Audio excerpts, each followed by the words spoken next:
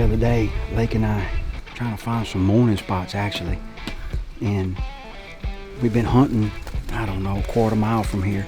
Had some encounters with a really good buck the other morning, and then several other small bucks. And in watching what those deer were doing, all the does were coming this way to bed, but the bucks, a lot of the bucks were tending to go back across. And then on the other side would be Kudzu thicket, hence the name Kudzu Bluff. And when we came down the road, all the signs that were going up the side of this hill made perfect sense what's going on. And they're coming between this pond and that pond, is coming off this ridge and running that edge right there. There's a perfect edge of hardwood timber to pine timber and cedar on that side. For a pinch point, it's a no-brainer. You got water, bedding area, funnel right through here. Told Jordan and Brad about it the other day, and told them, man, y'all need to go down there and grab some stands and hang them. They said, well, we just go with some climbers. And they came walking through here the other day, and Brad was standing like right there, and Jordan was standing right there, and they hear, Looked up, here comes a buck chasing the doe right through here. It runs between both of them. They standing here talking about it, and another buck coming back this way, backtracking that doe, which was a really nice 6-point.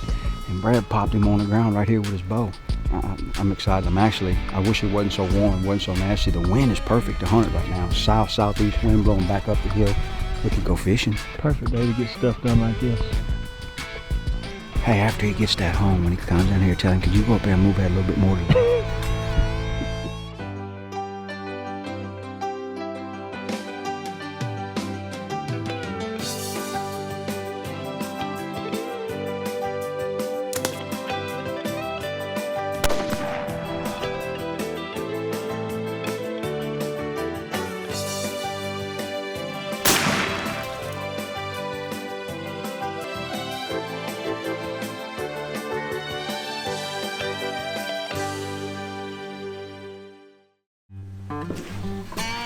Jordan and I are going to a spot that we put together about a week ago, and there's an old shooting house, and actually we're going to get up under it with one of our stakeout blinds. We don't know exactly where we're going to end up. Well, we know where we're going to be, we just don't know what we're going to end up in. Either going to be in a ground blind or a climbing stand. Because it's kind of too tight to put a double bull up, but it's got a bunch of vines hanging down. There ain't nothing going to see us up under all this stuff. These days when you hang a tree stand and then immediately hunt it, they call that a hanging hunt. This is a squatting hunt. That's a pop-up and hunt, a blinding hunt. So that big pine right there is directly north of us. And we got a northwest wind this afternoon, which is really good because it's blowing like this. And we looked last week, and I tried to pop a double bull up, but I actually like this better. This works as, we call this a stakeout blind, and you can see it's, with the vines that's already here, I mean, it's just a natural spot. They could walk 10 feet from us and won't see us in here now. Troy and I came in here last week after one morning when we hunted. Just trying to get tabs of what's going on. We came and looked at this food plot, and it's absolutely ate up with sign. When's the last time you saw a 15-foot scrape? You weren't kidding. No? Holy smoke. That's why I wanted to hunt here so bad. A lot of really good trails coming into it for all that thick, tall stuff. That's what's all around this thing. I mean, it's just, the bedding area, there's no shortage right here. Good time of year in Mississippi, and hoping for a little luck up here at the new Primos camp that we're calling Kudzu Bluffs. So far, it's been mighty fun. We're still getting everything fixed. Ain't got the skinny shit all put together yet. Got our mudroom finally, got it finished up, and got the rest of the season ahead of us.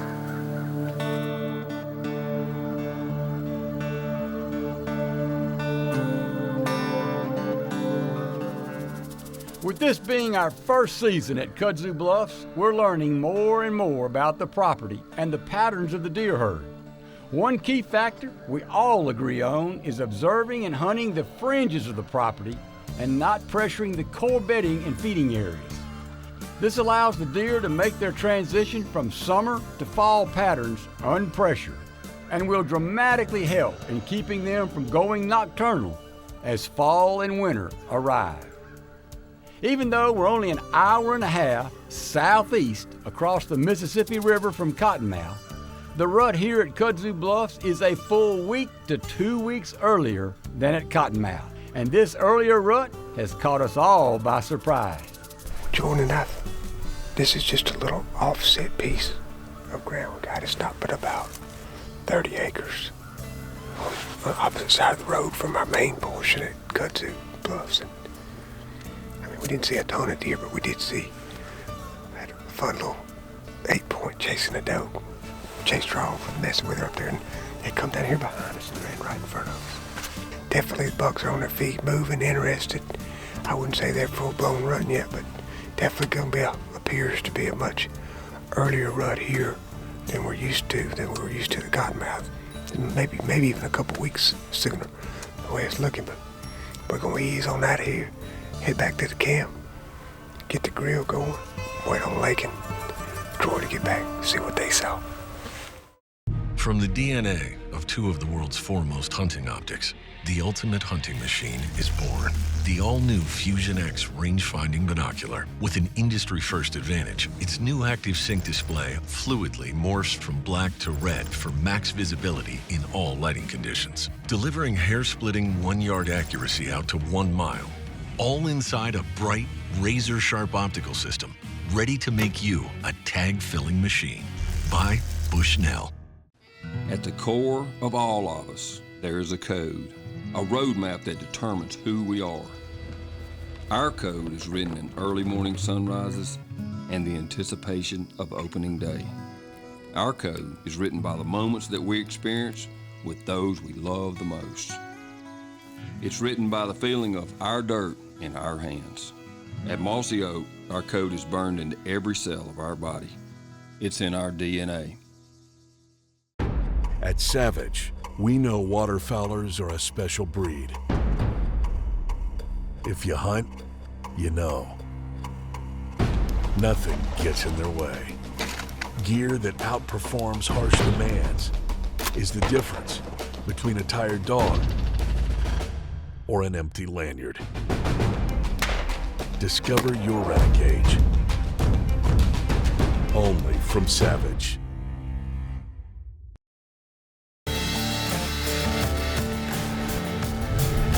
This segment of The Truth is brought to you by Black Gold and Ripcord.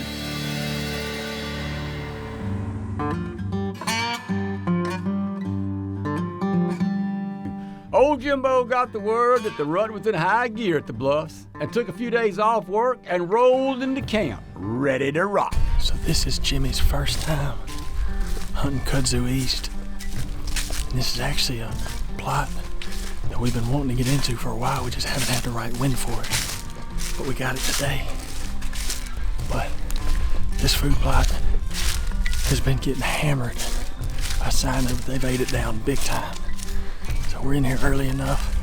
The weather's warmed up a little bit, but it's still cool. Jordan and Brad are hunting not terribly far from here. They're on Kudzu East as well, in climbing stands on a spot where Troy and I found a bunch of scrapes, bugs traveling through. Hopefully somebody will have some luck. Luck, you say?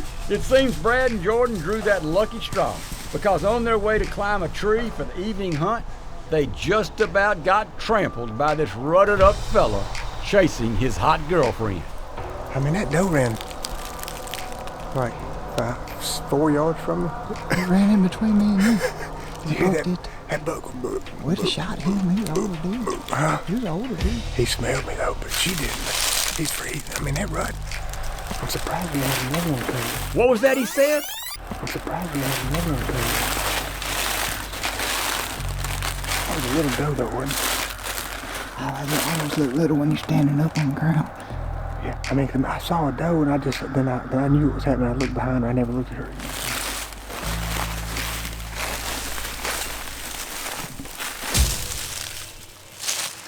Brad, there's a buck. There's another buck. See him?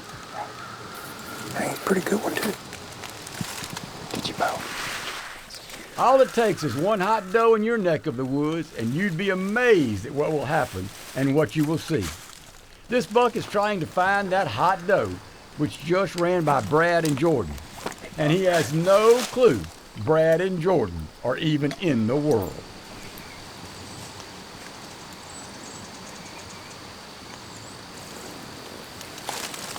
Coming right at us. Come on. This is that one time of the year when bucks both young and old become more visible, or as we call it, dumb as a box of rocks.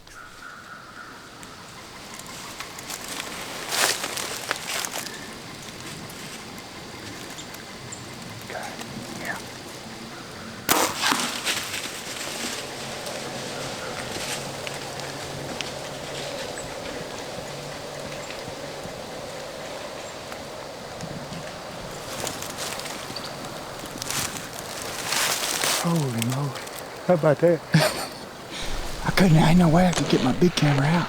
I hit him right in the ribs, right in the center. It's a little bit further back, but not bad back. Of course, it's gun season. We wanted the bow hunt. That's the first deer I shot with. Not you bad deer. I still got my climber on my back. Look at that. Just standing there like this. I had my climber on my back, had to put my release on, get my climber off, get my pack off, and I just shot him at 32 yards. You're kidding me. On the ground. Yeah, Jordan still got his climber on his back. You promise you ain't messing with me? I'll promise. That's cool. Send me a picture when you go find him. Okay, we'll do it. All right. See you, bye. Just got a call from Jordan that they were gonna go in the woods and climb a tree. And actually shot a buck with a bow as they were walking into the woods. That's if they weren't pulling our leg, but I don't think they were. So that's pretty cool. Maybe what they saw means the deer up and moving. It's definitely that time of year.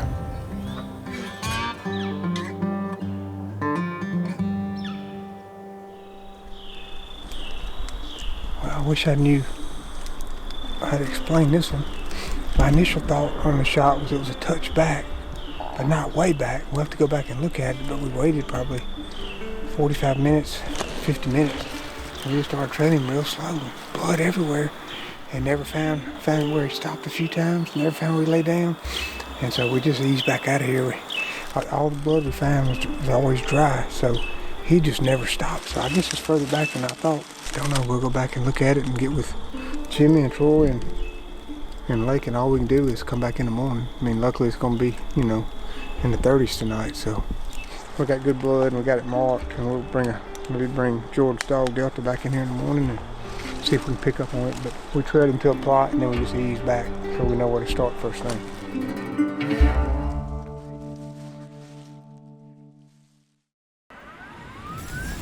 You know what's fun with a bow? It's one of the oldest weapons in the world, and every year we are expected to build a better one. This year's product is to strive to get even more balance than we've ever had before. The sight, the stabilizer, the quiver, we're looking at how that all melds together into a package that feels ergonomically like one unit. And this is where the V3X has really come in strong. One arrow says it's super straight. Another is extreme straight, whatever that means. So, what's true? Every arrow comes straight out of the box, but only one stays straight. In the truck, through the air, out the rib cage, and into the dirt. Shot after shot. That's gold tip straight. Start tough, stay true. You're looking good, buddy. You're looking good. I know it. Thank you. You're looking as good as you can. All of us at Primo's are proud to be a part of the Drake family of brands. They make stuff for whatever we're hunting, whenever we're hunting. Hot or cold, I love Drake.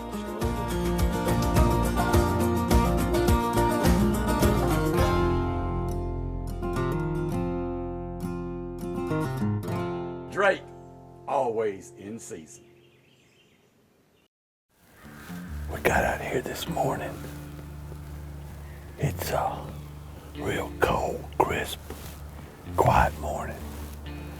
And we decided to hunt this road here that is It's got a scrape about every 10 yards. I've never seen something so tore up with scrapes. But we're up here on a high ridge. We can see off in the bottom and way down this road. These bugs are starting to rut. They've been tearing these scrapes up. So, felt like this was a good place to put this surround view pop-up blind. Just quick and easy. Jordan and I are going in a new spot we've never hunted, so instead of fumbling around in there in the black dark, it's just getting daylight, so we're just going to tip in there, kind of steer on our way in, and a spot to sit for a bit. Just gun hunting this morning, but I got my bow. We're going to go back and look for that deer that we shot late yesterday afternoon. And we just backed out because he went further than we thought. Don't know why. Looked at the footage, it looks good. But I hit a little limb that I didn't even see. And when the arrow hit him, it looked like it went back, is what we decided. That sun's coming up good, kind of warming things up. And if I was a buck, I'd be up and start looking around, you know, moving around. Hunting a scrape line like this, usually it's, you know, about 8, 9 o'clock in the morning when you see the most action.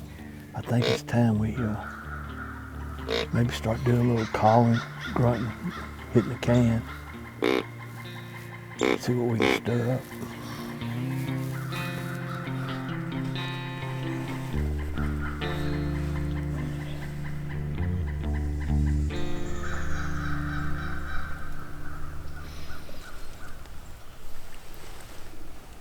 Jimmy, behind us. Hang on, what do you say? It's a buck. Yeah, get turned around.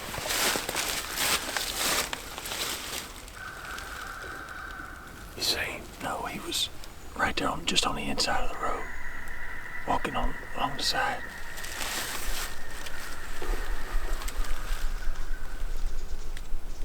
Yeah, he's walking that way.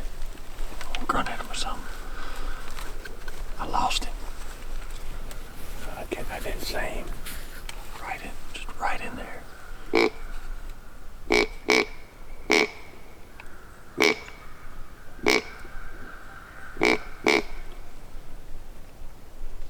don't see him. He made it. Was he a shooter? He looked big-bodied. I never could get too good a look at his antlers.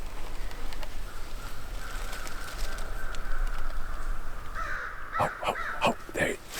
It's there right there. I see him. You see? Yeah, I see him. Behind a tree right now, I got him. Yeah, you see him? Yeah. Yeah. That's a shooter. Yeah. That's a shooter. I got him. Okay, I lost him. I think he's gonna come out back down there. He popped out. You see him there? Yeah. Are you on him? Yes. Yeah, he's a shooter. Are you on him? Yes. You ready? Yeah.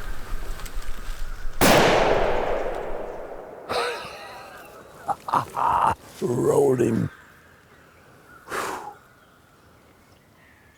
How quick did that happen? Quick. Give me.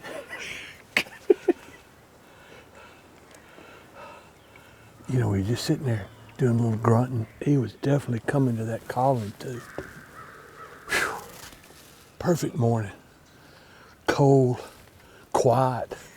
Sun, I told you, wait till the sun comes up and the deer start moving. Yeah. I had one clear shot. I had to take it. Yeah. That's great. Well, we figured it out, Brad. Old Lake, he knew right where to go. No, don't do that. He knew right where to go, Don't. right where to set up that pop-up blind. Good job, my man. We heard that shot. We were sitting up there, and we're boom. Jordan and I looked at each other. Like, he looking down at me, and I was like, "That's got to be Jimmy." Yeah. And that was great. He's a big old, heavy. Look at the mass on him. That's beautiful, dude. Look at the bases on his horns. Dang it, man. And y'all called him up? Yeah. Lake saw him. He, you know, we were sitting on that road that was full of scrapes, and he crossed the road behind us. Lake saw him, just got a little flash of him, and he was going away from us. So we started calling, grunting, and he turned around. He come trotting right up that bottom off to the side. That's the deal. Well, we're gonna go look, see if we can find that buck I shot with my bow yesterday evening. Well, I think we'll find him. Got that rage in the cage. There's plenty of blood. Yeah. Well, let's go see if we can find this other one, and we'll go back with 2 of them to the camp. Good, that'd be a perfect day.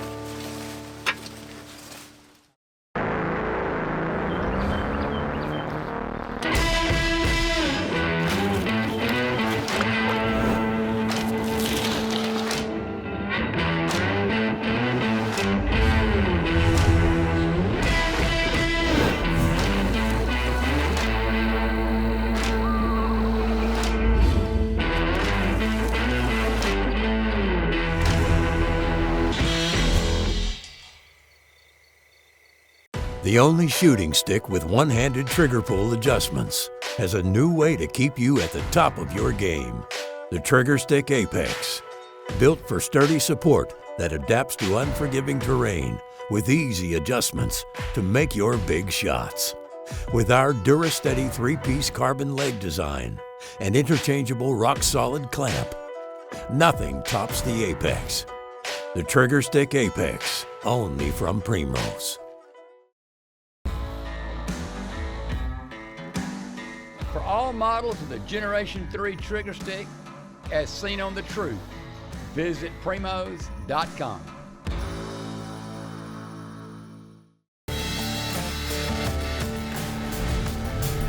This segment of The Truth is brought to you by Ozonics and Tight Spot Quivers. To say the rut is happening here at Kudzu Bluffs would be an understatement.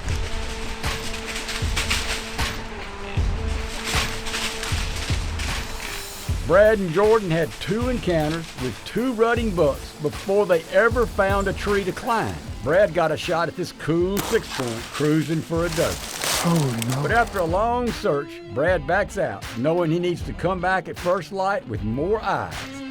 And Cousin Jimmy wasn't missing out on the action either. He and Lake grunted in this rutted up mature 8-point, and Jimmy let the savage eat. After getting Jimmy's buck loaded up, the guys meet up to blood trail Brad's buck from the evening before, and they've got Delta to help. We got Lake and Jimmy here helping us too, and got our real helper Delta. So the last place Jordan and I saw blood was by where I slashed that tree right there, and a little stop right there at this little plot, and he'd been kind of coming at an angle like this, so we're thinking he might have went straight into some thick pines on the other side of the little hardwood block right there, so he probably headed that way, but can't explain what happened. The shot was a touch further back, just what we thought, and I did hit a little limb, but I don't think it had a lot to do with it, but obviously he was quartered to me a little more than I realized, and instead of coming out here, it probably came out behind the ribs on that side, what we think.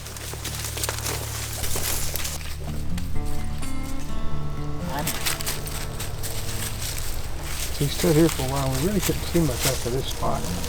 But it was getting, kind of getting late, and we didn't want to. See, that's last blood right there. Right here. So we've been looking for the deer for like 45 minutes and lost blood. And Brad and I just made a quick little loop and said we were just gonna make one little pass by the creek in case he went that way. Walked out there 75 yards and laid there. That just goes to show you never give up. We knew he was dead. Yeah, I mean, we watched the video, and took where he just up 3-year-old 6-point, every bit of it. These deer look over we're hunting hills now versus river bottoms, and their bodies are a little bit smaller than what we used to, like this deer, but once you see them on the hoof, you can tell. Yeah. And but when we got back, and when I shot Jimmy, I mean, what I saw was exactly that. And Jordan said, man, you hit him good. Hit him right in the ribs. And I actually thought I hit him about right there. Yeah. But it came out probably on that other side right there. Let's see. So it kind of kicked back right there? Yeah. Right there. So it came out right there. About the last rib on the other side. So not a perfect shot, obviously, but I think it hit a limb or something, didn't it? I mean, you can see right through a bunch of stuff. Well, when I never saw the limb I hit, and Jordan said, you hit a limb when we looked at it on the screen last night, and sure enough, it was a limb, probably 10 yards from me. I'm guessing maybe 15, and I hit it. And luckily, it didn't deflect it too bad. But I knew with all the blood we saw, I said, "There's no way we're not going to find this deer." Well, I sure like seeing him come down that little ridge through the hardwood trees, and when he stopped right there and looked at me, I just knew the yardage. Didn't have any time to put rangefinder on it. Like going to a 3D tournament before they had rangefinder. Well, that's good. Well, we're dragging back, and now we got 2 deer to go work on. Give me if our young friends were nice, they would clean the deer for us, and we can cook them lunch. Wouldn't that be great? What do y'all think? What do y'all think? Y'all good deer skinners. If you cooking, I'll do it. All right, well, good deal. Let's head back to the camp, fellas. Thank y'all.